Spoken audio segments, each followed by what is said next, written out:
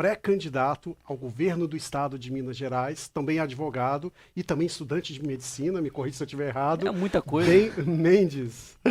Tá certo, é isso mesmo. Muito prazer estar aqui. Muito obrigado pelo convite. Tá? É um prazer conversar com vocês nesse podcast que tem um nome muito sugestivo, né? Exato. A Ágora, o lugar dos debates públicos da Exato. Grécia Antiga. Espero que a gente consiga debater temas relevantes aqui. Bacana demais. Antes de entrarmos aí nas pautas, né, Wilton? Você tem um recadinho pra galera, não Tem tem? sim, galera. É o seguinte, o Agora Talks recomenda demais a melhor internet do Brasil, que é aí do lado, ó, já apareceu aí na telinha. Ó, isso. A Implantar Telecom, galera. Se você não quer passar raiva com aquela internet que fica travando no seu jogo online, na sua série, né, lá no seu streaming favorito, vem para Implantar Telecom. Aqui para facilitar, tem um QR Code. Você pode estar lendo com o seu telefone e também temos na descrição aí o perfil dos caras para vocês escolherem o melhor plano para vocês fazerem parte da melhor do Brasil.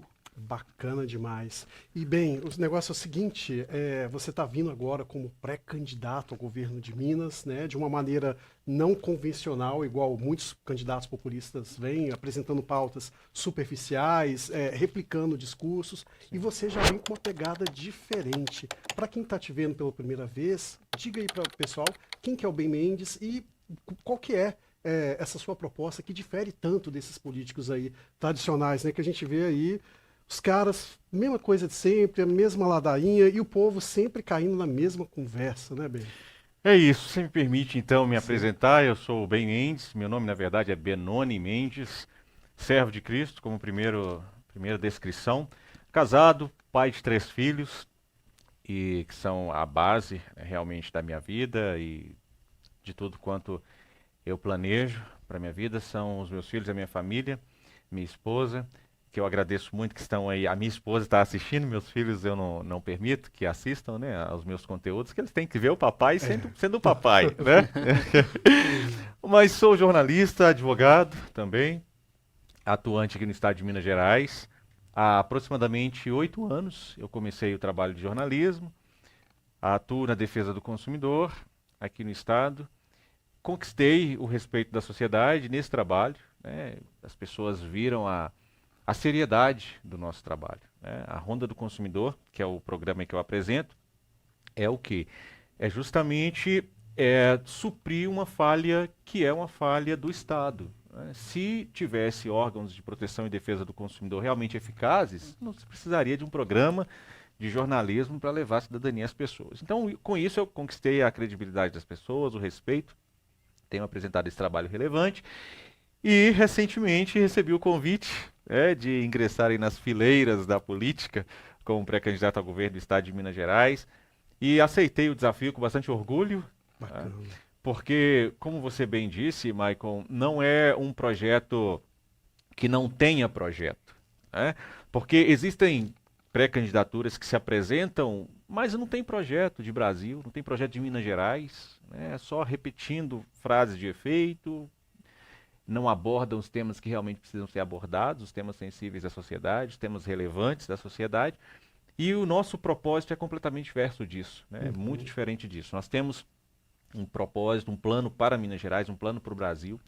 E de forma bastante ousada, nós publicamos esse plano, né? A gente tem o livro amarelo, que se você quiser saber o que nós pensamos para o Brasil, o que pensamos para Minas Gerais e o que pensamos para todos os estados da federação do Brasil, você vai ler no livro amarelo, vai estar lá. Então, quem eventualmente apoiar a nossa trajetória, não vai ser enganado lá na frente, Uhum. né? Não vai olhar e falar, poxa, mas eu não sabia que o posicionamento dele era esse. Não, porque está tudo escrito Sim, previamente. E o interessante é que quando a gente escreve e publica, a gente se torna escravo do que nós publicamos, né? isso é verdade. Então, nós temos essa responsabilidade de honrarmos o projeto da missão, o projeto do Livro Amarelo, que nós queremos e vamos construir um Brasil e uma Minas Gerais que os nossos filhos vão se orgulhar. Uhum. E é legal isso que você falou, que você não quer que ninguém vote enganado, De jeito e tanto nenhum. que você deixa explícito lá no seu perfil Exatamente. que você, além de ser cristão, é um pré-candidato anti-esquerda. Sim. Só que no Brasil a gente tem um problema, que quando a pessoa se Sim. diz anti as pautas esquerdistas, Sim. as pessoas logo começam a fazer aquela taxação. Ah, é bolsonarista. Certo. Aí acaba, né, que a direita em si, ou qualquer outro espectro, Sim. fica poluído o Sim. conceito. E aí, o que você diz a respeito de ser anti-esquerda? O que na esquerda que você acha que está errado e o que você defende que é radicalmente contra a esquerda? Ok, liberdades individuais, né, é a principal pauta. E ser anti-esquerda, ela vem, esse posicionamento meu de ser anti-esquerda, ele vem muito antes de qualquer convite político, de qualquer convite de pré-candidatura. Eu me posicionei, talvez até o convite veio por causa disso, né? Porque primeiro eu me posicionei e em seguida veio o convite para a gente aceitar esse desafio, essa missão. O que é ser anti-esquerda? É você defender as liberdades individuais, é você defender os valores fundantes de uma sociedade, que é a família, o conservadorismo. O que é o conservadorismo? É algo que deu certo em uma geração, foi testado e agora então você replica. Isso é conservadorismo. Então, liberdades individuais, questões fundantes da sociedade, livre iniciativa do mercado. Nós precisamos e nós acreditamos em uma sociedade onde as pessoas elas ascenderão socialmente através do trabalho, e a oportunidade do trabalho vai ser concedida pelo mercado de trabalho, que é o empreendedorismo, né? Então nós cremos, nós acreditamos e nós lutamos para que nós tenhamos uma sociedade onde o empreendedor ele tenha liberdade para criar o seu empreendimento, investir o seu dinheiro, gerar empregos e transformar a sociedade. Então, esses são os valores fundantes de uma pessoa essencialmente de direita. Alguém que fala para você que é de direita e que não tenha esses posicionamentos, essa pessoa não é de direita, né? Uma pessoa que se diz de direita, mas ela censura o discurso da liberdade de uma pessoa, ela não é de direita. E o que é censurar o discurso? Não é coibir crimes, porque crime ninguém pode cometer, certo? Então, eu não posso te injuriar, te caluniar e achar que isso é liberdade de expressão. Não é isso que eu estou dizendo. Eu estou dizendo que nós estamos vivenciando um tempo no Brasil em que a liberdade de culto, por exemplo, ela está ameaçada, do culto cristão. Não é o culto de matriz africana está livre, mas o culto cristão ele está ameaçado. Existem líderes religiosos cristãos, tanto padres quanto pastores, que estão respondendo a processo no Ministério Público Federal. Por quê? Porque pregaram o que acreditam. Isso é um atentado direto à liberdade da expressão, à liberdade de culto, à liberdade de fé. Então, se eu me coloco como um político de direita, como eu vou ser favorável ao PL da misoginia? Quando eu sou favorável ao PL da misoginia, eu estou dizendo que um pastor ou um padre, quando ele chegar para celebrar a missa ou celebrar o culto, e ele abrir Efésios capítulo 5, versículo 22 e 23, e dizer o seguinte: vós, mulheres, sejais submissas em tudo aos vossos maridos, como convém ao Senhor, como também ao Senhor, e vós, maridos, amai as vossas mulheres como Cristo amou a igreja. Opa, isso é misoginia, porque está dizendo que a mulher é submissa ao marido. Então esse pastor, ele vai correr o risco, e esse padre vai correr o risco de ser preso, responder a um processo, porque a PL é para equiparar o crime de racismo, imprescritível, inafiançável. Estão querendo mudar o mundo, vai ter que mudar a religião, cultura, vai ter que mudar Exatamente, tudo. ou seja, você não vai poder mais professar a sua fé cristã, né? Se for cristão, você não vai poder mais professar. Então, se eu sou um político ou um homem público que me identifico como de direita, eu não posso apoiar o PL da misoginia. Por quê? Porque senão eu vou condenar os líderes religiosos, e não só os líderes, eu vou condenar as pessoas de fé cristã no Brasil a serem enclausuradas, né? E a gente tem visto isso. Como eu posso me identificar como um político de direita e aplaudir e votar junto pelo fim da escala 6x1? Gente, isso é um absurdo. Populista, altamente populista, né? Porque o fim da escala 6x1, ela vai jogar o trabalhador na informalidade. Por quê? Mais de 90% dos empreendedores brasileiros não são de empreendimentos tipo a Fiat Automóveis, grandes empresas, grandes indústrias têxteis. Não, é de pequeno empreendedor. Essa pessoa, se ela é agora condenada pelo Estado a ter que reduzir a jornada de trabalho, mas ter de manter o mesmo salário, o que ela vai fazer? Ela não vai dar conta da folha de pagamento. Ela vai demitir, quebrar. ela vai quebrar. E aí ela demitindo, esse trabalhador que precisará se alimentar, pagar as contas, viver, ele vai para a informalidade. Ele não vai ficar sem trabalho.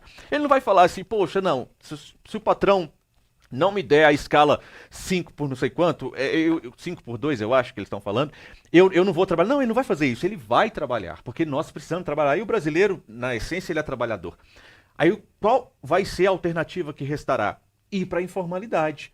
Então, um homem público, um político de direita, ele não pode votar junto com o PT e com o PSOL no fim da escala 6 por 1. Né?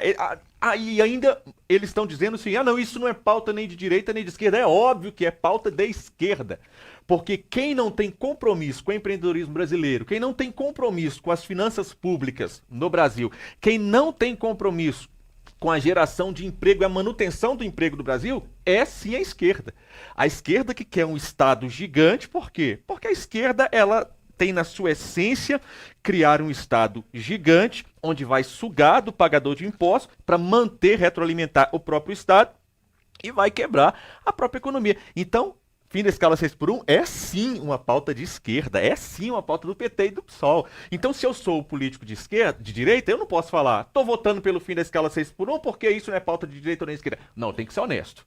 Eu tenho que dizer que estou votando junto com a esquerda, sim. Eu tenho que aguentar o rojão. Né? Se eu votei junto, que eu aguente o rojão. Mas, na verdade, o que temos visto por aí são pseudo-direitistas que estão dizendo que são da direita, mas votam pelo fim da escala 6 por 1, votam pelo PL da misoginia, mas aí não quer pagar a conta. Esse né? é o problema, é até bom você falar nisso, porque Sim. em 2022, o Brasil inteiro acreditou em palavras, em Sim. promessas de alguém que se dizia de direita, falou que ia fazer acontecer, acabar com a criminalidade, chegou lá, indicou o petista pro STF, votou leis feministas e tá Olha hoje como na estamos cadeia. hoje. E tá hoje na cadeia. Sim, olha como estamos hoje. Exatamente. É? Então, como fazer com que o brasileiro confie no Partido Missão de que vai ser diferente com o Renan Santos? É o Wilter, né? É o Wilter. É. Nome difícil, falou. Acertou de primeira. O Wilter, primeiro que o que eu disse, nós temos um livro escrito. Sim. Então, quem votar em qualquer candidato da missão vai saber que nós escrevemos. Isso tudo que eu estou falando aqui está escrito. Todo mundo que Esse entra no livro Missão tá já está de disponível? acordo. O livro amarelo. Todo mundo que entra no Missão já está de acordo com o que está escrito lá. Se não estiver de acordo, não vai representar a missão. Entendo. Simples. Né? Todo mundo que entra para ser o rosto da missão, para ser um candidato pela missão, faz primeiro um compromisso com a própria palavra, né? E com os próprios ideais. Eu estou na missão porque isso é o que eu quero para o Brasil, é o que eu acredito. Então, primeiro eu faço compromisso com a minha própria palavra. Depois, nós temos um compromisso de honrar o que nós publicamos. Né? Então, isso está escrito. Então, você faz a pergunta, por quê? Não, como a pessoa deve acreditar que a solução para o Brasil seria o Renan Santos? Porque isso que nós estamos falando, Wilter e Maicon, você percebe que isso é antipopulista? Isso faz a gente perder voto, né? Falar isso. Seria muito fácil aqui, eu estar aqui falando o seguinte, não, eu tô com o povo, eu voto com o povo, isso aqui não é pauta nem de direita nem de esquerda. Pera lá. E aí tentar agradar gregos e troianos, né? E tá escrito nas escrituras que de uma mesma fonte não pode sair água doce ou salgada. Ou você é frio ou você é morno, aliás, você é frio ou você é quente, que se for morno, é vomitado da boca.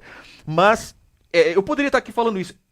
Nós falamos pautas que são necessárias para o Brasil, que elas vão levar o Brasil ao real desenvolvimento, mas que por um curto período, essa pauta nós vamos ter que cortar na própria carne. O Estado ele vai dar uma diminuída, ele vai precisar dar uma diminuída, nada, ele vai precisar diminuir muito.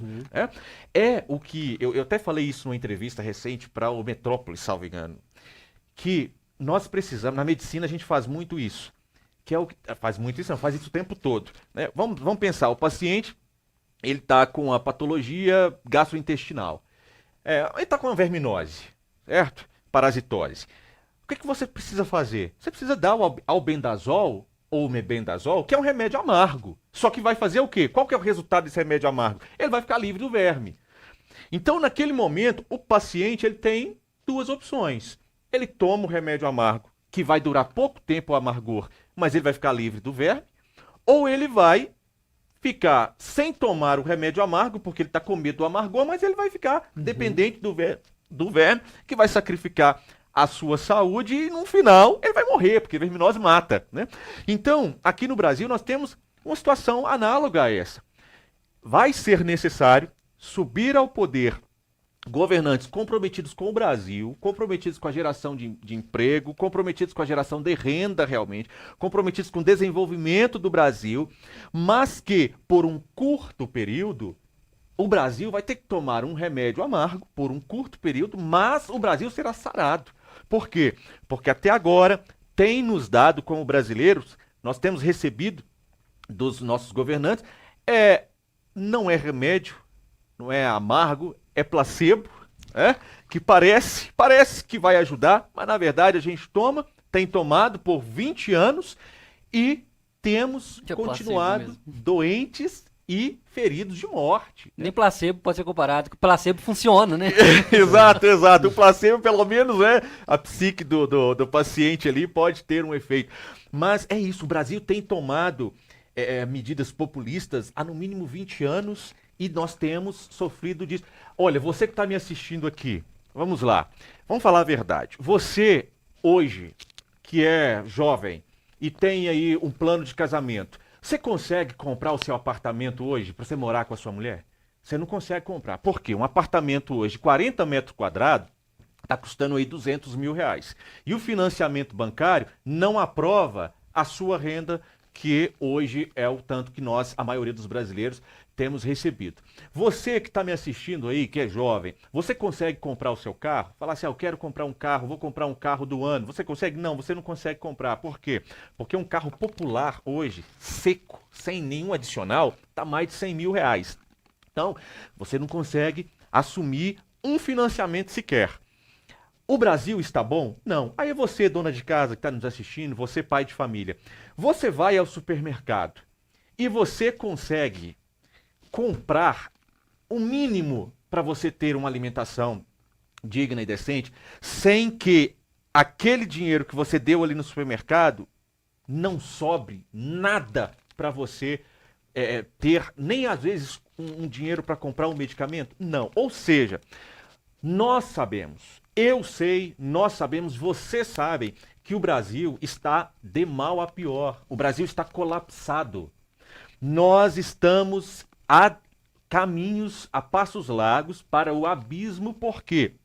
Por causa de uma política de mais de 20 anos de irresponsabilidade fiscal. Política populista. A gente precisa acabar com isso. Isso que você falou é interessante porque a gente percebe aí o que mais dá voto são questões de, por exemplo, oferecer assistencialismo. Porque, por exemplo, a gente vê aí que uma grande parcela das pessoas acabam optando em não trabalhar com medo de cessar o benefício social, né? Bolsa Família, seja o que quer que seja. Porque nós trouxas estamos pagando, né? Isso. Exatamente. E uma estratégia que a esquerda usa e tende a continuar usando, porque isso dá voto, é exatamente oferecer uma ampliação desse assistencialismo. Acaba que, no frigir dos ovos, deixa de ser assistencialismo e passa a ser uma espécie de direito adquirido. Esse que é o problema, porque isso onera os cofres, igual você falou, irresponsabilidade fiscal, e isso tende a, mais cedo ou mais tarde, colapsar.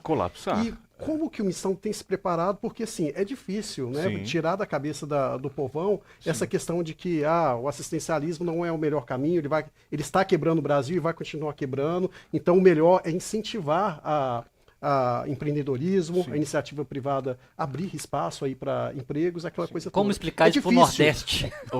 Como explicar para o povão, né? A gente sabe que tem muitas pessoas humildes e assim, não é, às vezes ela queria ter instrução, mas ela foi tão alienada que é difícil de tirar isso da cabeça dela. Olha, eu digo que falando a verdade para as pessoas, a verdade, por mais que ela possa ser dura no primeiro momento, mas ela se converte em bem sempre. Falando a verdade, dizendo para a pessoa o seguinte, olha, todas as pessoas que você conhece, que mudaram de vida para melhor, que ascenderam socialmente, Essas pessoas que nasceram, muitas delas, em condição desfavorável economicamente e hoje elas ascenderam socialmente, foi através do quê? A resposta é através do trabalho, não é? Então, é através da qualificação profissional e o trabalho que você ascende socialmente, se você não nasceu herdeiro de um grande banco, né? Todos nós temos que trabalhar. Então, a partir do momento em que você mostra para a pessoa que o PT, na verdade, o que ele está fazendo há 20 anos no Brasil é administrar a pobreza, ele não está tirando ninguém da pobreza, ele administra a pobreza para que você continue sempre pobre.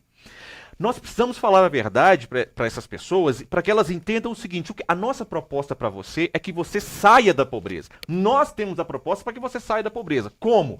Oferecendo uma educação de qualidade, qualificação profissional e oferecendo um mercado competitivo para que as empresas possam se instalar aqui no Brasil e ofertarem para você bons empregos, e aí você vai ter um bom emprego e você vai crescendo neste emprego e aí sim você vai mudar de vida. A pessoa, Maicon, quando ela escuta isso e ela começa a trazer esse discurso para a própria realidade, e ela começa a ver que aquele vizinho, que aquele parente de longe, que não se permitiu ser alienado, e aí foi trabalhar e acabou trabalhando, e às vezes empreendendo também, faz um pequeno empreendimento aqui, depois vai crescendo. Essa pessoa, ela se lembra que esse familiar ou esse amigo, ele ascendeu socialmente. E não foi através de uma administração da pobreza com assistencialismo ad eterno. E aí ela vai entender e falar assim: poxa, então é verdade, o que ele está falando faz sentido. Nós entendemos que o Brasil ele é um país, sim, amplamente desigual. Então nós entendemos que existe um grupo de pessoas que precisa de um auxílio do Estado na situação até mesmo humanitária. Por exemplo, é claro que nós temos que considerar que uma pessoa que tem determinada patologia, deficiência, um idoso, um acamado, essa pessoa não vai conseguir ir para o mercado de trabalho e trabalhar para ascender socialmente. Então essa pessoa precisa sim receber um aporte do Estado, um socorro do Estado. E todos nós que somos cidadãos muito conscientes e solidários, ninguém reclama de pagar um tributo para que uma senhora idosa, um senhor idoso, um acamado, um deficiente tenha a sua dignidade, a dignidade mínima para viver. Ninguém é contra isso. Agora, o que nós somos terminantemente contra é homem e mulher apto para o mercado de trabalho, que deveria estar movimentando a economia, melhorando a própria vida e ajudando a melhorar a vida do seu entorno, que essas pessoas façam um pacto com o assistencialismo da esquerda e continuem retroalimentando esse sistema e se beneficiando dele e falindo o próprio país. Isso é um atentado contra a própria nacionalidade, como um povo, né? Nós somos uma nação. Então, como nação, nós temos um compromisso de tornar esse país um país gigante. O Brasil tem que ser um país que dita as regras para o mundo. E todos os países que ditam as regras para o mundo, esses países fizeram reformas estruturantes na economia. O Brasil não quer fazer, né? O Brasil encontrou, através dos governos petistas e correlatos, encontrou uma forma de enganar a maior parte da população. Você falou do Nordeste, vamos falar do Nordeste abertamente, vamos falar do Principalmente os mais enganados. Exatamente, olha só, o Ben é pré-candidato ao governo de Minas Gerais, vamos ver o que ele vai ter coragem de falar de Jequitinhonha. Eu tenho coragem de falar de Jequitinhonha. Olha, você que mora no Vale de Jequitinhonha, infelizmente a sua vida está, com perdão da expressão, mas uma merda. Por quê? Porque na sua região, do seu estado, norte de Minas, o que está acontecendo lá?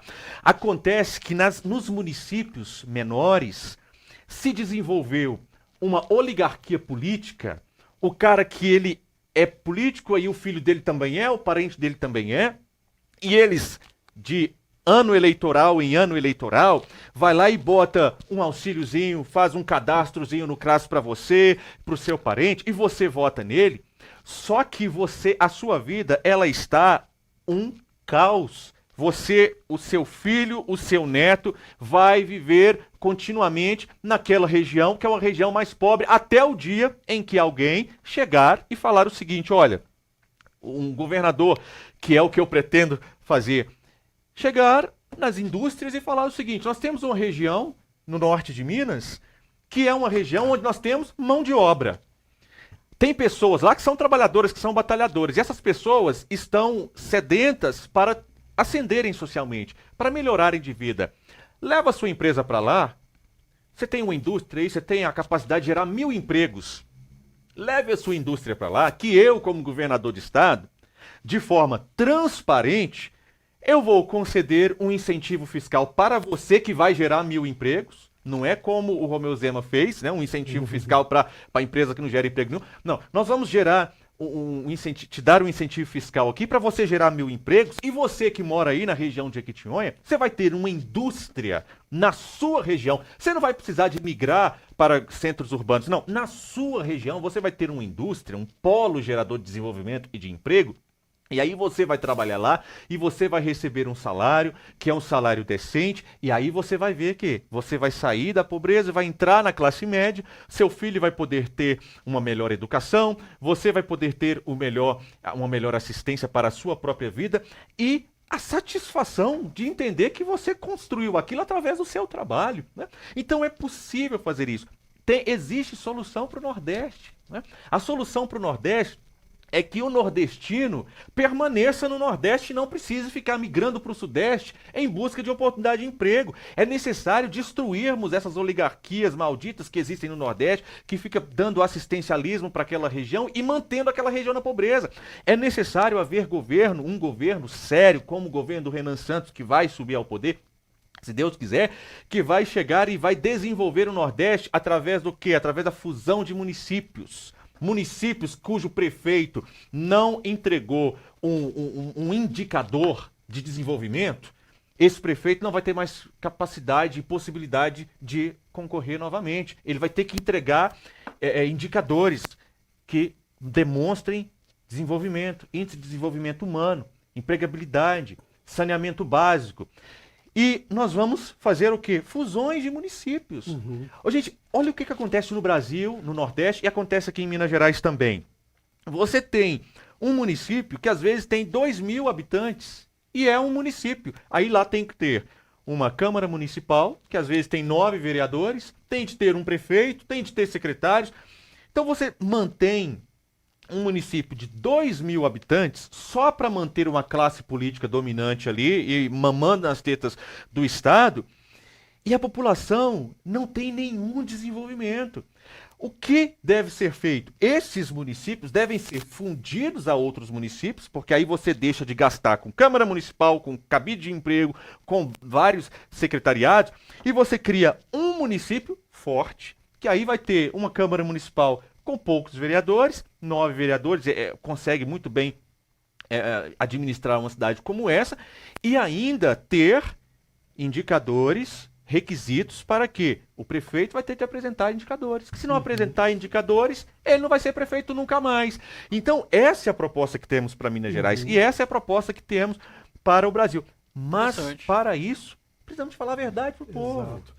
E uma dificuldade que eu vejo que os governadores, principalmente de estados dos quais há uma captação de recursos tributários muito alto, como por exemplo o São Paulo, em Minas Gerais, a questão toda, que inclusive você ascendendo ao poder, acredito que vai ter uma dificuldade, que é o seguinte: a União capta recursos dos estados e assim entregam recursos, esses recursos captados, para estados que não produzem muito, como por exemplo alguns estados do Nordeste, né, que não tem tanta captação de tributos. E eu percebo que é uma dificuldade, me corrija se eu estiver errado, e assim, como você enxerga essa questão? Por exemplo, Minas Gerais sendo explorada pela União, produzindo pra caramba, você conseguindo ter incentivos aí para o pessoal ter emprego, aquela coisa toda. Só que aí, na hora de você pegar o recurso captado por tributos para pôr na prática, para transformar em benefícios reais para a população, vai ter o dificultador de que grande parte disso, do suor do povo mineiro, foi entregue para estados que não produzem quase nada.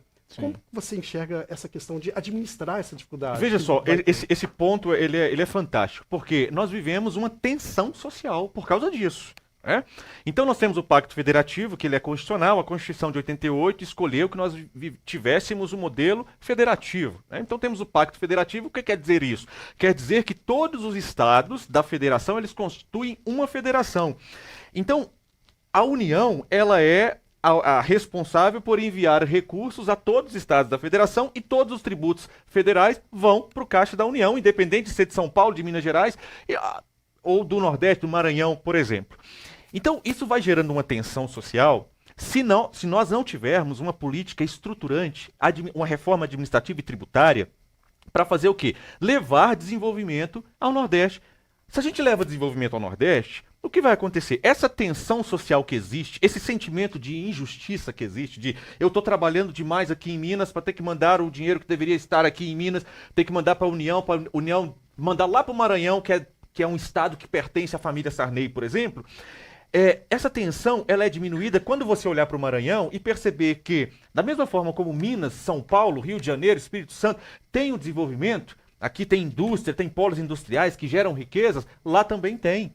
Então, é necessário, e isso está no Livro Amarelo, né? Nós acreditamos numa federação, o Estado, a República Federativa do Brasil, nós acreditamos em uma federação na qual todos os estados da federação serão industrializados, gerarão riquezas, porque aí não vai ficar injusto, não vai ficar pesado para ninguém, né? Todos nós vamos saber. Eu vou estar aqui em Minas Gerais olhando para o Maranhão e sabendo, o Maranhão está produzindo riqueza, está enviando os seus recursos para a União, que está distribuindo de forma, enfim, equânime para todos os estados da federação, igual Minas Gerais está fazendo.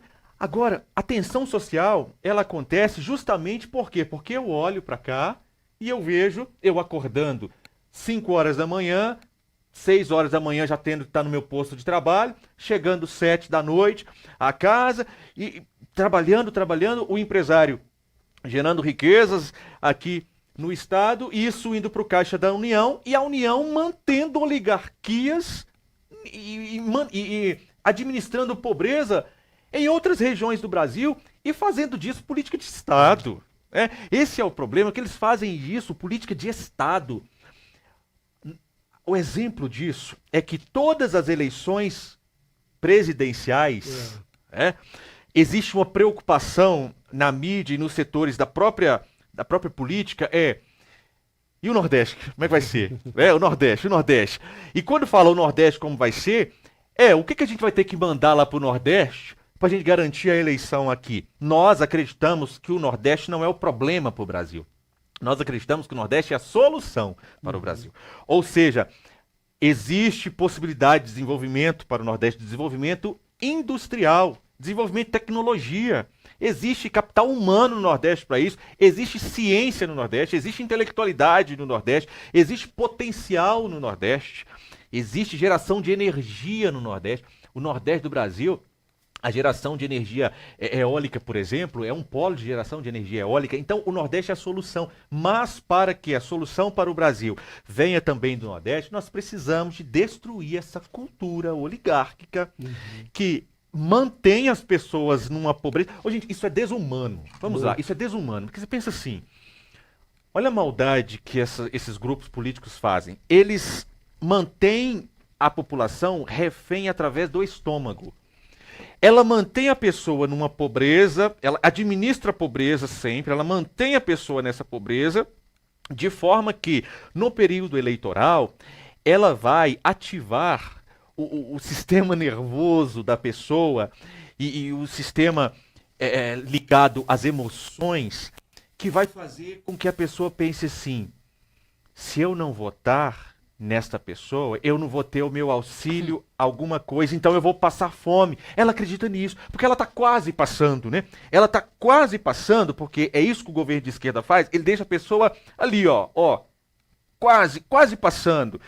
Para quê? Para chegar no período eleitoral e falar assim, se a gente sair, você vai passar fome. E aí a pessoa vai, por medo, ela vota e continua para sempre quase passando. Quase passando. Ela vive num estado de subnutrição para sempre, né? A nossa proposta é o quê?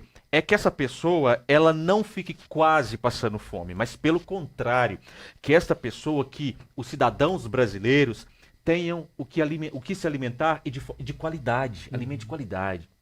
Que na mesa do brasileiro tenha o direito ao café da manhã, ao almoço, à refeição da tarde e ao jantar de qualidade, porém Isso vindo através do trabalho desta pessoa, para que ela possa ascender socialmente e não uma migalha que eu vou dar ao final do mês, para ela ter que ficar administrando a fome. Isso é injusto, isso é desumano, isso tem que acabar no Brasil. A nossa democracia, eu vejo que ela é muito, mas muito falha. Primeiro por essa questão da cultura, que mantém as pessoas alienadas e tem a compra de voto, né? O Bolsa Família, pra mim, é compra de voto. Sim. E é uma injustiça com pessoas que realmente precisam daquilo e muita gente que recebe não necessita disso. Sim. E como como um novo partido consegue combater o governo do PT, que a gente sabe que quando estiver chegando nas eleições, começando a disputa, né, no final do ano, vai ter a Rede Globo com seus atores, a galera falando pra galera que já é alienada do Brasil, Os tentando artistas, convencer de que o mobilizando os certo artistas aí em volta. e influenciadores de esquerda em peso, contas de direita sendo derrubadas. Como lutar contra isso tudo e tentar ganhar, tentar ir pro segundo turno e vencer? Falando a verdade para as pessoas e mostrando para elas que esses artistas que estão dizendo que a favela é uma maravilha, que estão dizendo que o Bolsa Família é uma maravilha, que eles moram no Leblon. Isso é de uma covardia sem tamanho. A favela é uma merda, com o perdão da expressão. Quem mora na favela quer sair da favela. As pessoas têm que ter direito a ter uma casa decente, onde tenha saneamento básico, onde tenha segurança, onde tenha rua para ela transitar. Ninguém merece morar em beco. Gente, para umas Magazine Luiza, Casas Bahia entregar uma geladeira, um sofá na casa de grande parte do brasileiro, é uma dificuldade. Por quê? Porque não tem rua transitável. Então, às vezes, é um beco aqui. Então, isso não é ruim. Aliás, isso não é bom, isso é ruim. Isso é péssimo.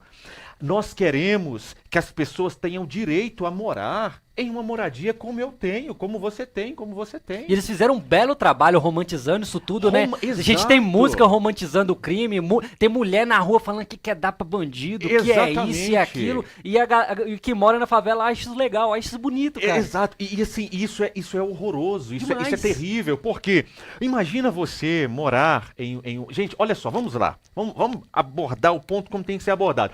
Tem chuvas, por exemplo, muitas chuvas torrenciais. Quais barracos que caem nas chuvas torrenciais? Geralmente são barracos de periferia, porque não tem infraestrutura.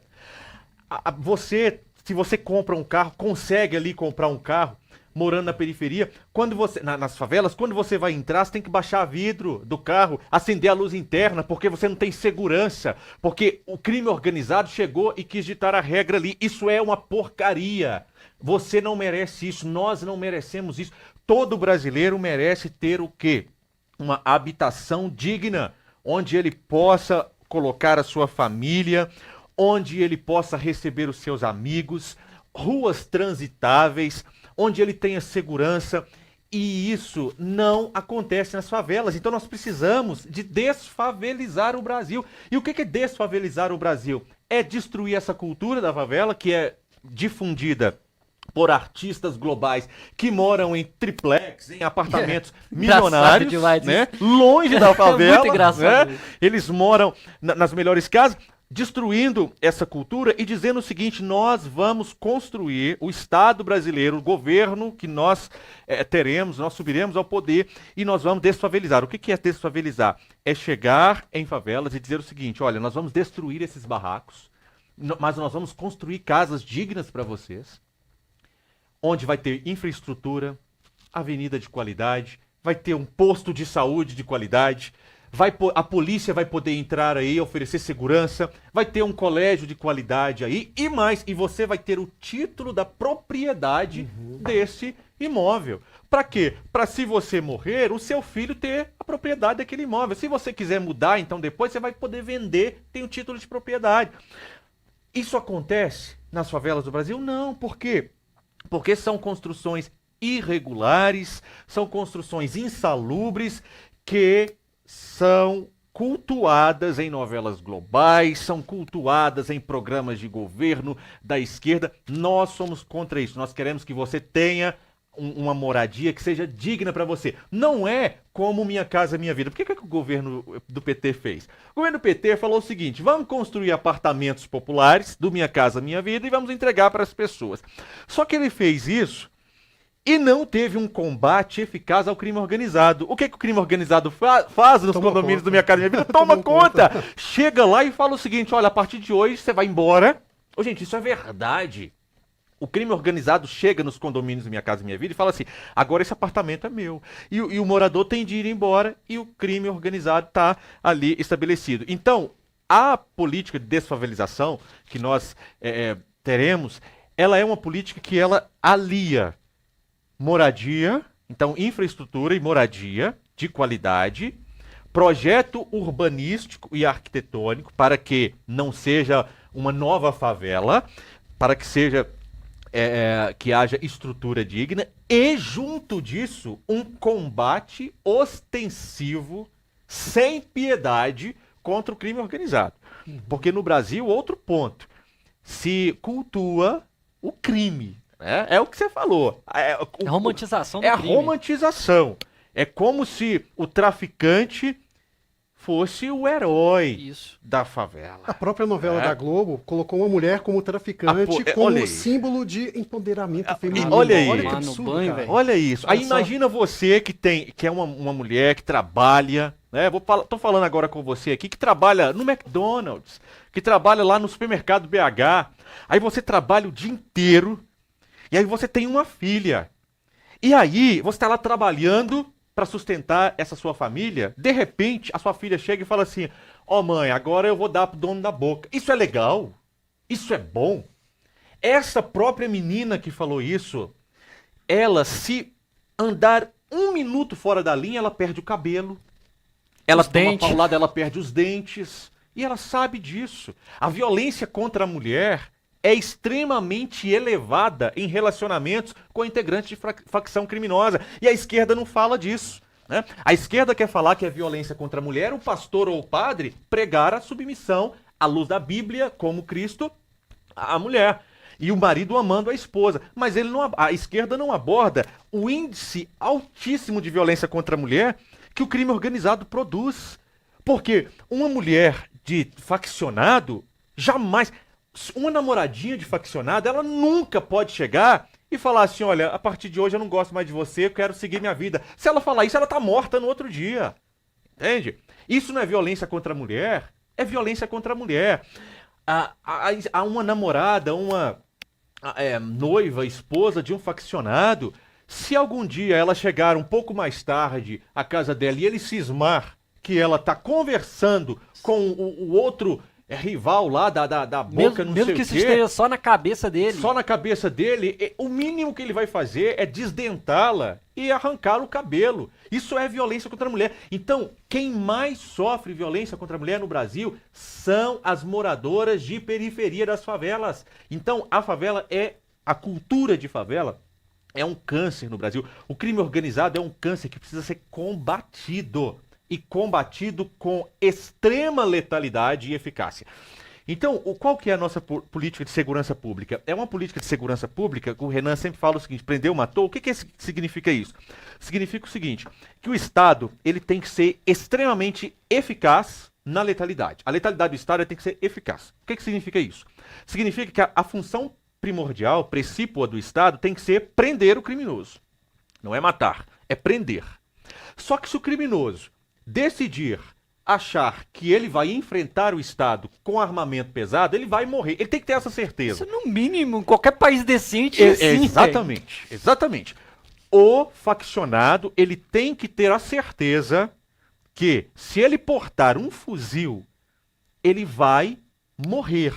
Se ele não quiser morrer, ele vai entregar o fuzil e vai se render, ele vai ser preso, vai responder criminalmente, ou se ele conseguir se arrepender antes de ser preso, ele vai ir para o mercado de trabalho, trabalhar e levar a vida dele como cidadão. Agora, se ele ficar portando um fuzil, portando um radinho, achando que ele vai dominar aquele território, porque isso acontece, o Estado brasileiro, ele é invadido, o território brasileiro é invadido por facções que falam: pergunta simples aqui. Você que está assistindo aí, que tem uma inclinação à esquerda. Se você tiver no Rio de Janeiro, fala Rio de Janeiro não, fala aqui de Minas, porque eu sou pré-candidato ao governo de Minas Gerais. Se você tiver em alguns lugares ali de Juiz de Fora, e o seu GPS falar para você assim, vire à direita, vire à esquerda, à noite, você tem coragem de entrar assim, tranquilo? Não, por quê? Porque você sabe que aquele território ali não pertence ao Estado brasileiro. Tomaram aquele território. E aí eles criaram a regra própria. Eles falaram o seguinte, para entrar aqui, não pode ser polícia. Para entrar aqui, não pode ser quem a gente não gosta. Para entrar aqui, não pode ser motorista de Uber, porque o motorista de Uber não consegue entrar, muitos, em algumas comunidades, se ele não baixar o vidro e falar assim, sou Uber, sou Uber. E a regra é a seguinte, vai ter que apagar o farol, vai ter que acender a luz interna, vai ter que abaixar os vidros e vai ter que ligar o pisca-alerta. Peraí, isso é um código de processo penal vai que ter que existe. ensinar na autoescola. Isso é um código penal próprio. É um código de conduta próprio. Então o Estado brasileiro já perdeu esse território, certo? E eles têm um código de processo penal próprio. Eles têm um código penal, que é o seguinte, qual que é o código penal? Isso que eu falei é da conduta típica, né? Então, para entrar, você vai ter que fazer isso tudo. Se você não fizer, você tem a pena, que é o quê? Você vai ser metralhado. Olha, uma professora, ela foi morta porque ela errou, o GPS errou e mandou ela entrar. E ela foi né? metralhada. Então, a pena que eles praticam é essa. Eles vão metralhar o teu carro. Não importa se você está sozinho, se está com mulher, se está com criança, eles vão metralhar o seu carro. Outro código de processo que existe, código penal que existe em alguns territórios dominados no Brasil, que é o seguinte, se cismarem que você foi informante, cismarem, você tem certeza não, eles vão praticar um processo rápido com você e vai te matar. Se você quiser falar assim, eu tô cansado dessa internet, eu quero outra, e contratar outra internet e não a internet que o comando falou que era para contratar, eles vão botar fogo no seu barraco. Exatamente. Isso é o quê? Uma invasão territorial. O Estado brasileiro está há muito tempo em um estado de guerra. Então nós precisamos de decretar o quê? Um estado de defesa. É necessário que o presidente da República... Podemos chamar de terroristas, então. Existem terroristas no Brasil que estão dominando o território brasileiro, criando um estado paralelo, e é necessário que o próximo presidente, é necessário que o Renan, quando chegar ao poder, a primeira atitude do Renan, o primeiro ato público dele tem que ser reconhecer isso e falar estado de defesa. O que é estado de defesa? Então agora nós vamos chegar e nós vamos retomar esses territórios. Esse território pertence à República Federativa do Brasil. Não pertence à facção tal e não pertence à facção tal. Pertence ao Brasil e pertence aos brasileiros. Então, as nossas forças armadas e a nossa polícia militar irá recuperar esse território. Então, você, parente desfaccionado, se você não quiser depois ter de ir lá reconhecer o corpo dele, você vai conversar com ele e vai falar, filho, sai dessa, enquanto é tempo. Porque o Estado vai chegar aqui e ele vai subir, ele vai retomar esse território aqui. Você, como governador de estado, você faria o que, na época que teve aquele problema lá no Rio de Janeiro, o governador deu para trás lá, que ele podia ter solicitado, né, intervenção federal, né, para que o Exército pudesse apoiar a Polícia Militar na ação da favela, só que ele não o fez. Você, como governador, você solicitaria apoio ao governo federal para o Exército entrar na favela junto com a polícia? Se o Renan for o presidente, sim. Agora eu vou pedir apoio das forças federais do Lula, por exemplo. Você acha que o Lula vai autorizar uma ação do governo estadual de retomada de território? É óbvio que ele não vai. Se eu sou governador do estado de Minas Gerais e o presidente da República não seja a pessoa em quem eu vou votar, Renan Santos, se for qualquer outro presidente, eu vou entrar com a polícia militar. Mesmo. E o que eu faria de diferente é só porque eu sou um homem cristão, né? Eu falaria assim, eu iria para a cadeia nacional não, estadual, né, na verdade, não precisa ser nacional. Eu convocaria a imprensa e eu, como governador, eu falaria o seguinte, olha, você mãe, você avó, você tia, você irmã, você pai, você avô, você tio, você irmão, de qualquer faccionado do estado de Minas Gerais, Converse com seu filho, com seu parente, com seu amigo hoje. E convença a ele deixar esta vida hoje. Porque nos próximos dias, eu, como governador, pessoalmente, estarei junto do comandante-geral e nós vamos retomar o território. E não vai sobrar ninguém vivo que atacar as forças policiais. Se atacar as forças policiais, vai descer morto. Mas o Estado vai retomar aquele território. Porra, Agora... Hã? não precisava me convencer, não. Eu já ia votar no C. Que isso. Precisa disso. E o governador tem que estar lá. O governador tem de estar junto com a tropa e junto com o comandante-geral. Para quê? Para que esse policial que subir, ele não ficar pensando assim... Atiro ou não atiro? Será que se eu atirar vai dar um problema pra mim na corregedoria, eu vou perder a minha farda? Não. Se ele vir o governador lá, o governador tá lá junto com ele, o comandante-geral tá lá junto com ele falando o seguinte, olha, nós não somos grupo de extermínio, nós somos polícia militar e governo do estado. Então a nossa missão inicial aqui, o nosso objetivo imediato é prender. Porém, quem apontar, portar um fuzil e apontar para... Não precisa nem apontar. Portou um fuzil, você tem a autonomia de fazer o que o sistema de justiça permite que se faça. Por quê? Porque isso é legítima defesa. Né? O policial ele tem de ter o direito à legítima defesa, dele ou de terceiro. E se matar, pode ficar tranquilo, que processo administrativo você não vai responder. E se o Ministério Público decidir ajuizar uma ação, vai ter que ajuizar contra o governador também. A gente consegue o apoio da sociedade e consegue fazer com que esse policial militar vá e cumpra a missão dele. E, gente, falar isso significa o quê? Significa devolver a liberdade para você, que sai à rua hoje com o seu telefone celular e... Se você precisar atender a ligação do seu pai, da sua mãe, da sua mulher, do seu marido, você tem que ficar olhando se você puxa o telefone ou se você não puxa o telefone. Você hoje, quando você compra, um teste rápido aqui para vocês. Quando vocês compram um carro hoje, qual que é o primeiro serviço que você contrata depois que você comprou o carro? Seguro. Isso é um escárnio. Pois é. É Infelizmente. Isso é um Sendo que é o absurdo. Estado que devia proporcionar a segurança para eu andar com o meu bem. Exatamente. Você tem que colocar um seguro logo no carro, colocar um insulfilme. Se você tiver uma condição financeira melhor, você blinda o carro ainda. Por quê? Porque você tem medo de alguém chegar, apontar uma arma na tua cara e levar o bem que você lutou, suou tanto para conquistar. Então, se o governo do estado ele sobe e dá respaldo à tropa para restaurar a liberdade no estado de Minas Gerais, a população de bem vai ser a primeira a apoiar isso. É mentira da esquerda, é mentira da imprensa tradicional quando ela fala que então isso diminui a popularidade do governador. Pelo contrário. Se eu vir um governador que transforma Minas Gerais num estado onde eu posso tirar meu celular e falar a qualquer tempo, que eu posso comprar meu carro e falar, não vou colocar seguro não, eu vou me sentir honrado de ser governado por aquele Vai governador. entrar pra história, cara. Vai entrar para a história. E é essa a nossa proposta. A nossa proposta é essa. Sabemos que enfrentaremos muitos percalços. Quem fala isso é uma pessoa que não tem rabo preso com ninguém. Por isso que pode fazer. Né? Por isso que Minas Gerais, o único governador que vai conseguir fazer isso é um governador que não tem trajetória política. Por quê? Porque a trajetória política, muitas vezes, ela significa você ter feito um acordo com alguém ali, você ter feito um acordo com outro alguém lá. Aqui em Minas, todos os nomes que tem aí, com exceção do meu nome, são de trajetória política. Todos eles. E muitos deles estão ocultando bandidos. Tá?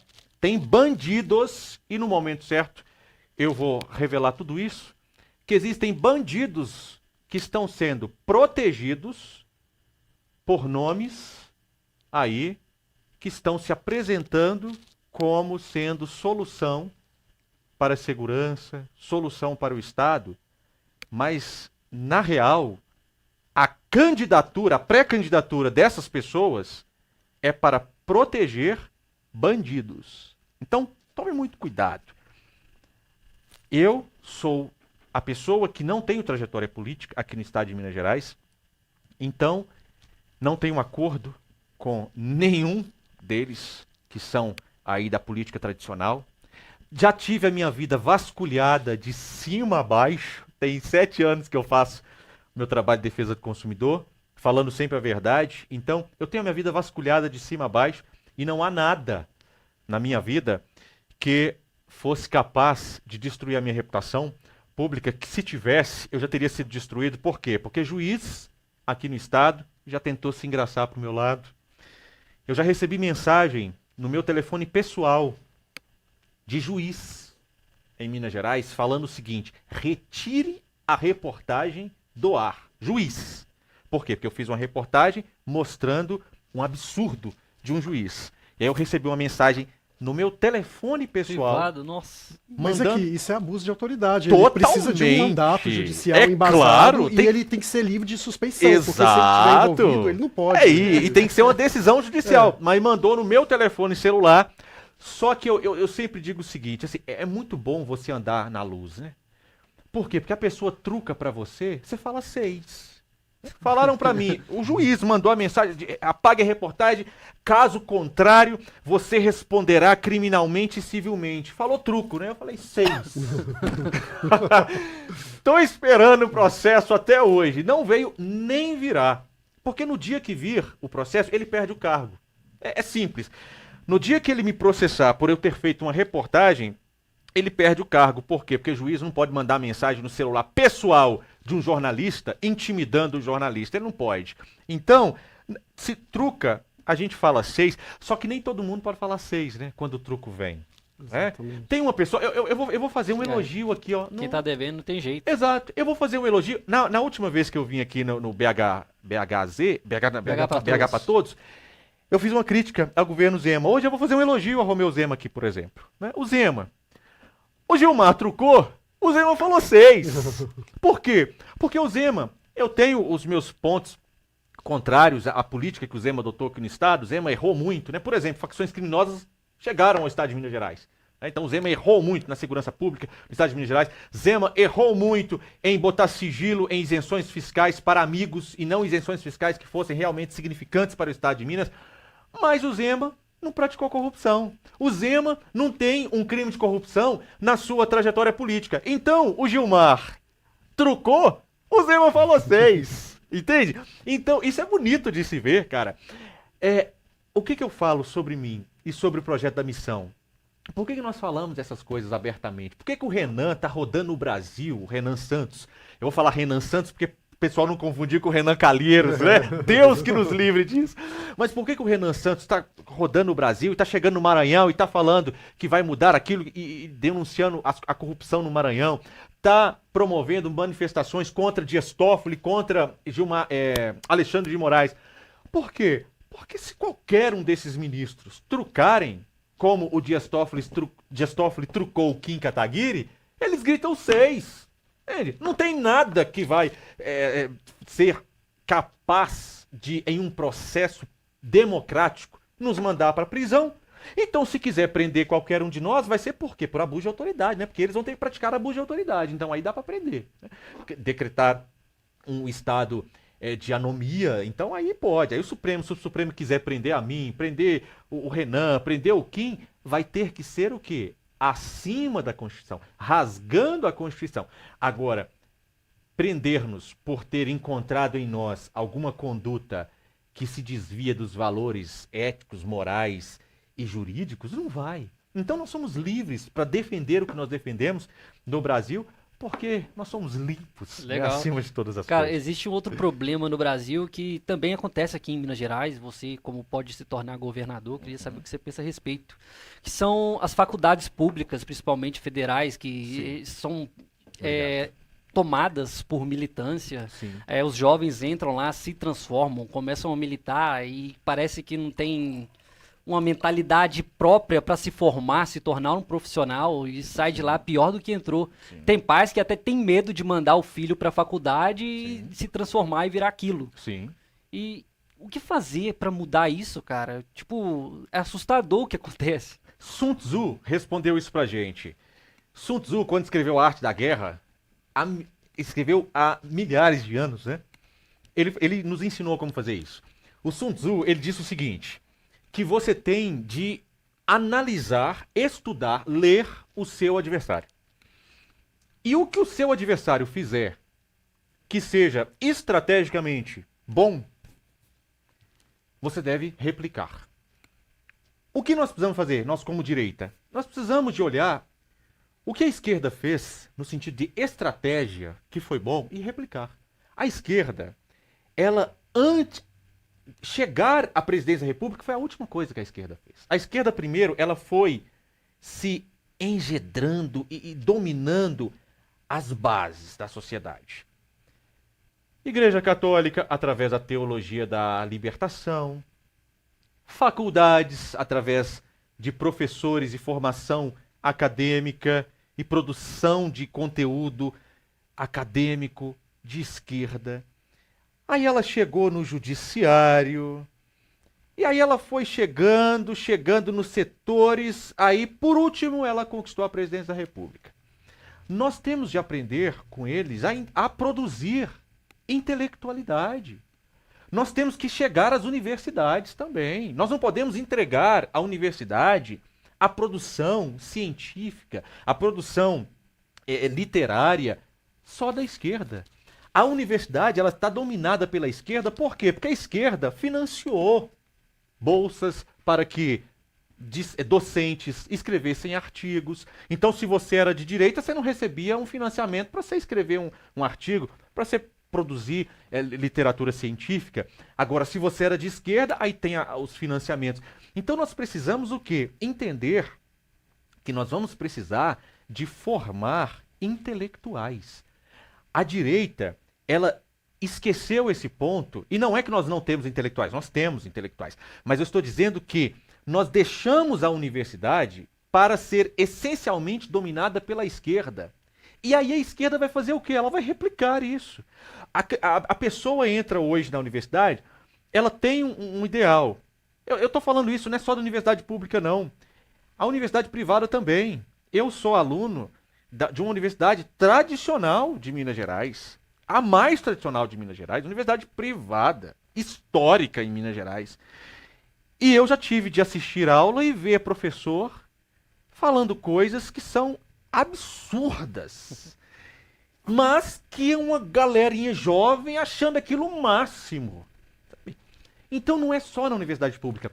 Como nós vamos mudar essa realidade? Produzindo conhecimento científico. Nós precisamos de ler autores de direita, nós precisamos escrever artigos. Você que está na universidade, você vai produzir um artigo, produza um artigo baseando em produtores de conhecimento de direita. E aí, aos poucos, nós vamos formando professores, nós vamos formando pensadores de direita e nós vamos competir nesse território.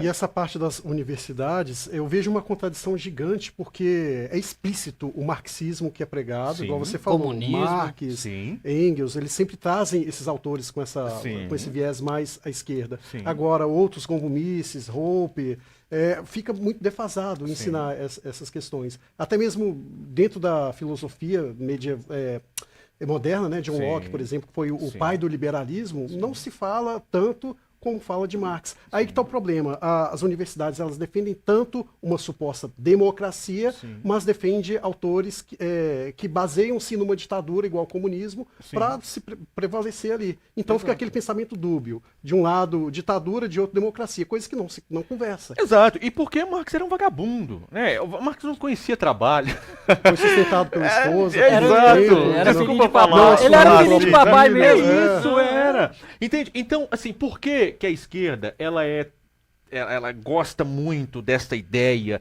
do comunismo, do marxismo em si?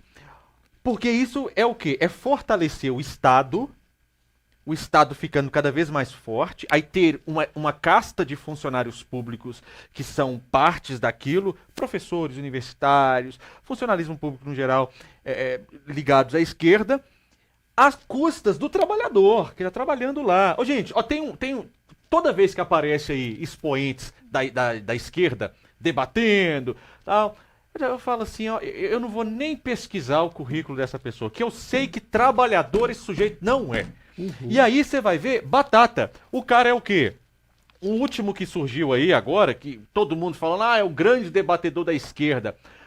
O cara nunca trabalhou na iniciativa privada. Nunca trabalhou. Ele nunca teve de acordar cedo e ir lá trabalhar na iniciativa privada, bater ponto, bater cartão, ter uma carteira assinada, para entender o que é realmente a vida e o trabalho. Aí agora, o que ele tá fazendo? Ele é pré-candidato a deputado federal. Aí não vai trabalhar mesmo, entende? Pelo partido que ele tá, não vai trabalhar mesmo. Então, quer dizer, é uma pessoa que vai viver a vida inteira sem trabalhar, às custas de propagar uma ideologia que vai sacrificar o trabalhador. Alguém está pagando essa conta. É uma questão de raciocínio lógico. Se o Estado é gigante e, vamos lá, questões básicas de economia aqui. A Casa da Moeda não pertence ao Estado? Não pertence a... Ok, então seria simples, né, se você fosse pensar assim, porcamente, né? Porcamente.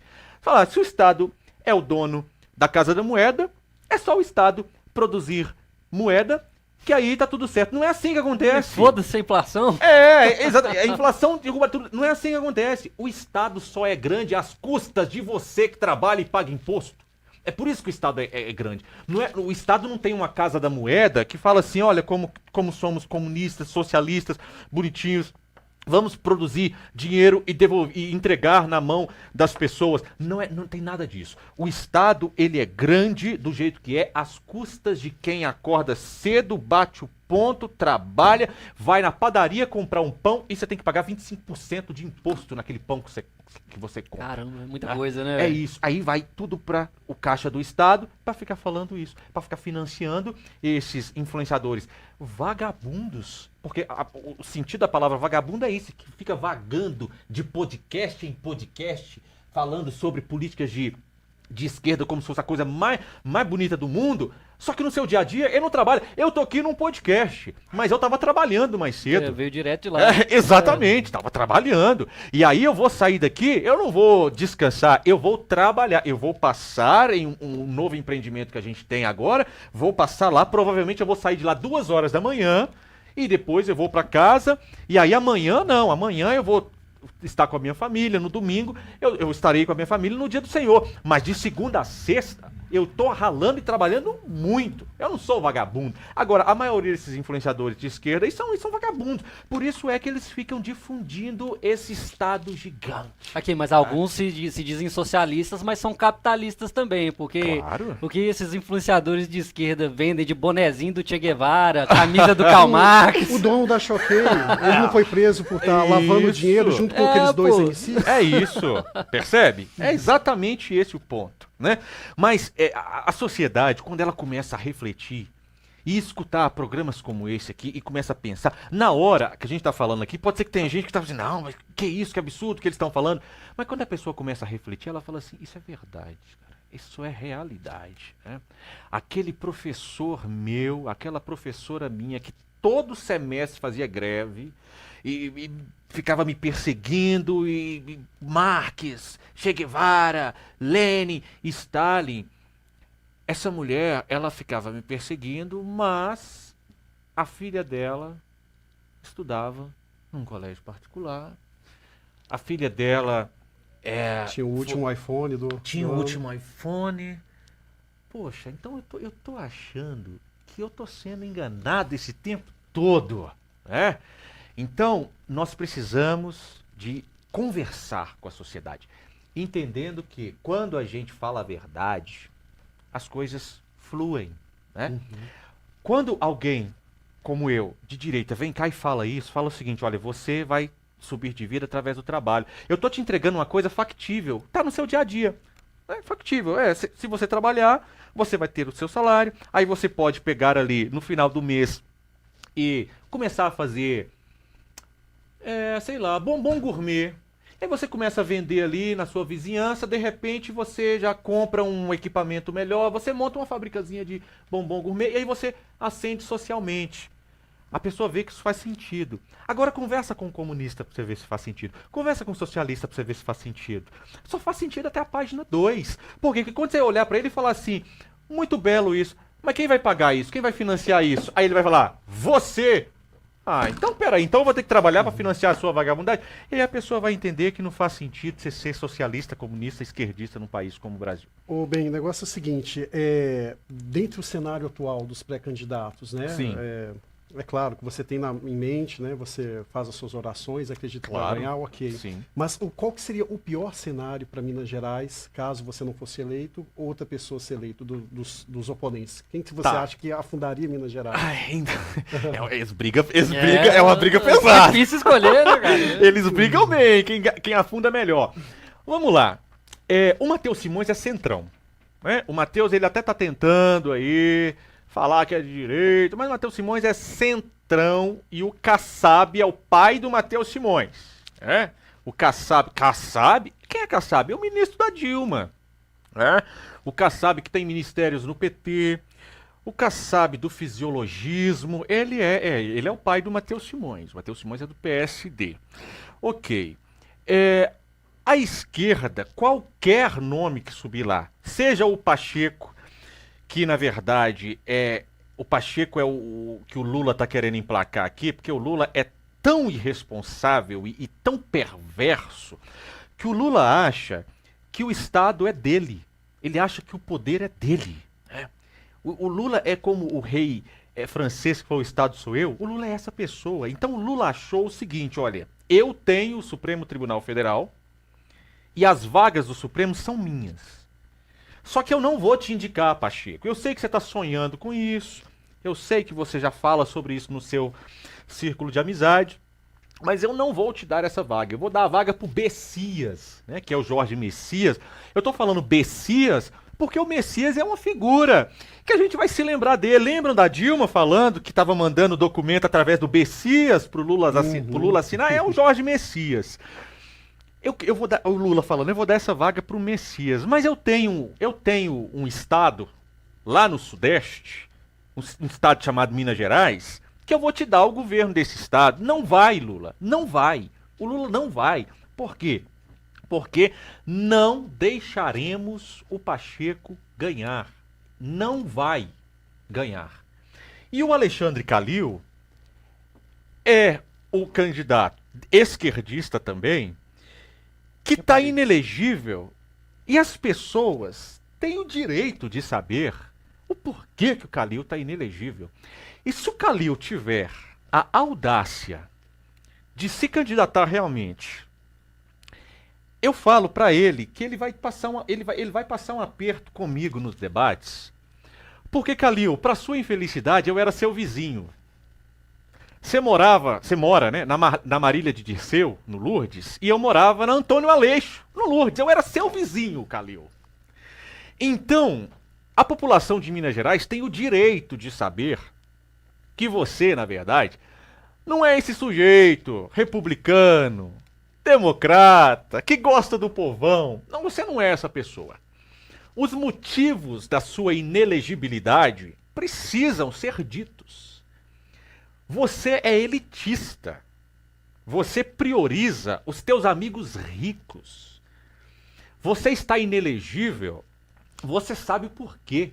É porque você chegou no Mangabeiras. Para quem está nos assistindo e não sabe o que é o Mangabeiras, Mangabeiras é um bairro da região centro-sul de Belo Horizonte, que as casas custam aí 5, 6, 7 milhões. Então, Calil, você foi lá junto com seus amiguinhos e falaram o seguinte, olha, pobre não pode passar nessa rua aqui, tá bom?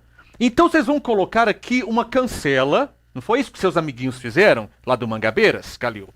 Os seus amigos colocaram uma cancela na rua para pobre não passar, na rua pública, e fechou a rua, para só passar rico. E aí a justiça falou assim, eita, pera lá, ué, a Constituição fala que as ruas são públicas e o ir e vir é um direito constitucional? Que é isso? Não existe numa sociedade democrática rico e pobre, espaços onde rico pode frequentar e pobre não pode frequentar, não. Destrua essa cancela. Sabe o que você fez, Calil? Você sabe o que você fez. E a população precisa saber disso. Você peitou a justiça. E você não quis derrubar a cancela para proteger os teus amiguinhos ricos para que pobre não andasse na rua do Mangabeiras. E para sua infelicidade, eu era seu vizinho. Eu sei exatamente o que você fazia com a base comunitária que estava na frente da sua casa. Então eu vou te dar trabalho, Calil, nos debates. Eu vou te dar trabalho. Assim como eu vou dar trabalho para o Rodrigo Pacheco. O Rodrigo Pacheco é o Na Volta a Gente Compra. Já viu isso? Você tem filho? Não Tem vi, não. filho? Tem. Já vi. Já viu que tem pais que não falam a verdade com o filho, né? Então, ao invés de falar assim, não, filho, eu não vou comprar esse doce pra você. Fala assim, na volta a gente compra. O Pacheco, que é o Na Volta a Gente Compra, do Lula, né? Porque o Lula falou assim, vaga de ministro. Na volta a gente compra. e tá querendo te dar o governo? Eu vou te dar trabalho pro Pacheco. Vou dar trabalho para o Cleitinho. Eu espero que o Cleitinho... gente, eu falo isso porque, assim, o Cleitinho sempre me respeitou e eu sempre respeitei o Cleitinho. A gente já trocou mensagem diversas vezes.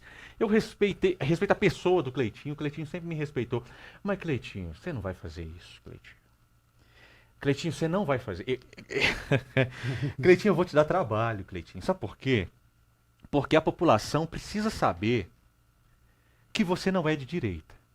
A população precisa saber disso. A população precisa saber que você votou favorável ao PL da misoginia, para impedir que pastores e padres e cristãos preguem a sua doutrina e possam ser presos por isso. Essa é a consequência da PL da misoginia. Cleitinho, a população também precisa saber quem é que você está escondendo com a sua candidatura. A população precisa saber, Cleitinho, quem que você está protegendo. A população precisa saber que o seu plano e o plano das pessoas ao seu redor é que você vire governador para que determinados bandidos não sejam presos, Cleitinho. Então, assim, por respeito à sua pessoa, que você... Eu acho que você é uma pessoa de bom coração, eu acho isso. Você sempre me tratou com muito respeito, eu sempre te tratei com muito respeito também. Não faça isso. Continue lá no Senado e de agora pra frente, não faça só vídeo mostrando buraco, não, porque um senador, ele pode fazer muita coisa. Um senador, ele tem um poder gigantesco. Então, assim, ajuda a gente, ajuda o Estado de Minas Gerais no Senado, sendo realmente um senador que honre o seu mandato. Mas não atrapalhe, não estrague a sua trajetória se candidata não, porque eu vou te dar trabalho no debate. Eu vou ter que falar para a população quem é ou quem são os ladrões que estão fomentando a sua pré-candidatura para que você chegue ao governo para proteger os ladrões que você sabe de quem eu estou falando. Então, assim, para o bem da sua trajetória, eu acho que é melhor você ser honesto com a população de Minas Gerais. E o Matheus Simões é autoritário. O Matheus Simões é desrespeitoso. O Matheus Simões teve a audácia de ir ao Hospital João 23 esses dias para trás para fazer política lá. Porque, Matheus, eu estou no Hospital Júlia Kubitschek. Toda semana eu tô lá, atendendo pacientes, porque eu tô no internato, então a gente atende, com a preceptoria, óbvio, mas a gente atende. Se você quiser realmente entender como é que os hospitais do estado de Minas Gerais estão, eu esqueço política e eu vou com você ao Júlia Kubitschek, por exemplo. Você vai ver que tem pacientes no corredor, pacientes que não deveriam estar no corredor, mas estão por ausência de leitos, por falta de estrutura no hospital da FEMIG, que é do estado. Eu consigo dar uma voltinha com você lá. Mas você foi no Hospital João 23 e eu pensei que você estava indo lá para ouvir a demanda da sociedade, dos trabalhadores, e falar assim, o que eu posso fazer para melhorar esse hospital aqui? Não, você foi lá, foi para gritar, para alterar a voz, para gritar com servidores que estavam fazendo reivindicações legítimas. Por quê? Porque a saúde pública no estado de Minas Gerais está lançada às traças. Vocês sabiam? Vocês sabiam que só tem 3 hospitais no estado de Minas Gerais que tem hemodinâmica? O que é isso? Eu vou tentar traduzir aqui muito rapidamente. Se uma pessoa tiver uma oclusão coronariana aguda, severa, essa pessoa ela precisa ser submetida ao setor de hemodinâmica para que ela faça um procedimento que vai restaurar a vida dessa pessoa, né? Angioplastia de emergência e outros procedimentos que vão restaurar a vida dessa pessoa. Aqui no estado de Minas Gerais só tem 3 hospitais que fazem Só isso. 3? Só 3. O de Lomberes? Não, o de Lomberes não. Santa Casa é um deles. Eu não vou falar todos, não, porque eu sei. Então, são 3 que fazem. Eu tô com vontade de falar qual, mas eu não vou falar, porque eu sei que ele é autoritário, né? Então ele vai lá, ele vai perseguir as pessoas, ele vai saber quem é que me trouxe essa informação. Mas só são 3 hospitais que fazem isso. Então você deveria estar muito mais preocupado em criar leitos de hemodinâmica no estado de Minas Gerais e não ficar gritando com profissionais da saúde. Então, Matheus, outra pergunta que você tem que responder para a sociedade. Eu estou tomando o tempo do podcast, né, gente? Desculpa. Mas vocês têm que responder para a sociedade, Matheus, quem é que está financiando essa campanha eleitoral antecipada que você está fazendo? Porque o que você está fazendo é campanha eleitoral antecipada. Você está falando que você está transportando a capital para várias regiões de Minas, primeiro que você teve 6 anos para fazer isso. Você tá no governo há tempos. E você não fez. Mas agora você diz, mas eu não era governador, mas você já esteve nessa cadeira, nessa posição. Entende? E você era o homem de confiança do Zema. Você conseguiria fazer. Mas agora você está fazendo campanha antecipada. Quem está pagando o secretariado que você leva? Quem está pagando as diárias? Para você só fazer marketing. Porque você está brigando até com os prefeitos das cidades. Ele está indo para lá e brigando com os prefeitos. Em vez de focar em solução. Exatamente, está indo para brigar. Então, assim, se você gosta de brigar, se é brigão, se é autoritário e arrogante, fica lá no palácio, porque pelo menos você vai fazer isso sem gastar tanto, né? Então eu vou te dar trabalho também. Matheus, vou dar trabalho para o Matheus. É isso, eu tô ansioso, porque dinheiro a gente não tem, né? A gente não tem dinheiro, então nós não temos dinheiro. E a gente não tem a máquina como o Matheus tem para ficar gastando dinheiro dos outros para fazer campanha. E se tivéssemos, nós não faríamos isso. Então a gente vai esperar o momento dos debates, os momentos das sabatinas, né? E eu espero conseguir dar trabalho para esse povo. E o bom, bem, que parece que, a julgar pelas últimas eleições para o estado de Minas, que Sim. o povo mineiro está um pouco mais consciente, porque os políticos tradicionais não ganharam as 2 últimas eleições, Sim. o Zema ganhou, mesmo não tendo experiência prévia na política, sendo, tipo assim, sem aquele alvoroço todo que os outros candidatos carregavam, e conseguiu ganhar. Então é possível que uma pessoa, assim como você, que não teve até então experiência, possa alçar, porque o povo mineiro está pensando mais antes de votar. Pelo menos é a minha percepção, espero não me decepcionar. Eu também com o acho povo que ele mineiro. ganha, sim. Eu acho que dá pra ganhar. Estamos fazendo a nossa parte, né? Ô, bem, queria agradecer, cara, por eu que você ter agradeço. vindo hoje. Foi papo de alto nível mesmo, muito obrigado. surpreendeu a gente. Foi Muito muito obrigado, bom. eu fico feliz. Será sempre muito bem-vindo. E aproveitando, cara, a gente recebeu um petista aqui. Não roubou nada? Não, tá tranquilo, não roubou nada. E ele falou, cara, que tá doido pra debater com alguém da oposição. Eu gostaria de saber de você. Top encarar? Uai, eu debato tranquilamente. Perfeito. Tranquilamente. Depois eu vou conversar Tá. com ele, então qualquer Debato coisa a gente faz acontecer aqui esse tranquilamente. debate. Perfeito. Só que eu não vou trazer nada pertence pessoal, né? Não dá. Eu sabia que você ia fazer uma piadinha. O bolso da gente, eles já estão metendo a mão o tempo todo, né? Vai que mete a mão na bancada também. Perfeito, então. Cara, aquela câmera ali é sua para as palavras finais, pra gente finalizar. Pessoal, muito obrigado. Vocês que acompanharam aqui, tiveram a paciência de nos ouvir conversando sobre Minas Gerais e sobre o Brasil. Agradeço muito. Agradeço a plataforma Agora Talks, que nos cede aqui essa oportunidade tão rica. Gostaria de agradecer ao Maicon. E depois que você elogiou, deu um bloqueio, eu não consigo mais falar seu nome. Wilker. Não, Wilter. Isso. O Wilter. A dopamina. Mas agradeço muito ao convite de todos vocês. E todos que assistiram, a minha equipe que está assistindo, os meus pais também que certamente estão assistindo, aos amigos.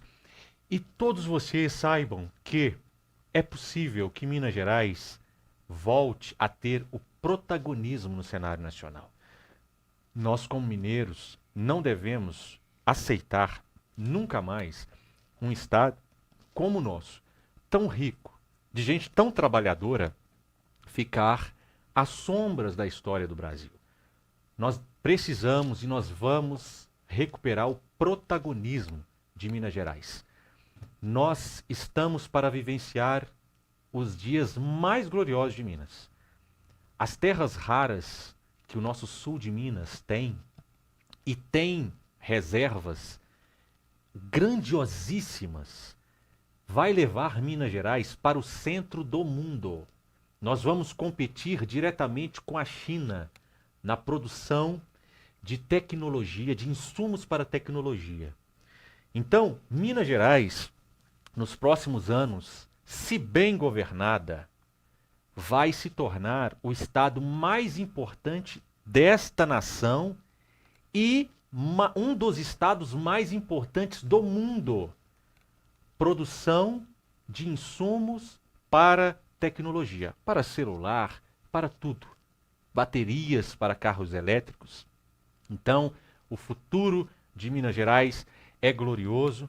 Nós acreditamos no desenvolvimento desse estado. Nós não permitiremos que venham indústrias estrangeiras, façam a coleta dos nossos recursos e levem para processar esses recursos fora daqui. Não. Terá de extrair aqui e processar aqui para gerar emprego em Minas Gerais e desenvolvimento a Minas Gerais. Nós teremos a segurança pública que Minas Gerais merece. Nós teremos a geração de emprego e desenvolvimento que Minas merece. Nós teremos um plano de urbanização, arquitetura urbana que Minas Gerais merece. Para isso, nós só precisamos que vocês acreditem que é possível transformar Minas Gerais e o futuro é glorioso. Muito obrigado a todos vocês, obrigado a todos vocês. A gente que agradece, Obrigado. foi um papo incrível aqui. Muito obrigado. Show de bola. Então é isso aí, pessoal. Obrigado a todo mundo que ficou até o fim. Nos vemos na próxima sexta-feira. E os melhores momentos, né, Witter, desse episódio corte, e de lá no todos os Instagram. outros, colocaremos lá No Instagram, Agrotalks, em todas no as Instagram. redes de corte verticais. E é isso, galera. Quem não deixou o like, deixa aí pra gente fazer com que esse episódio alcance mais e mais pessoas. E até semana que vem. Até.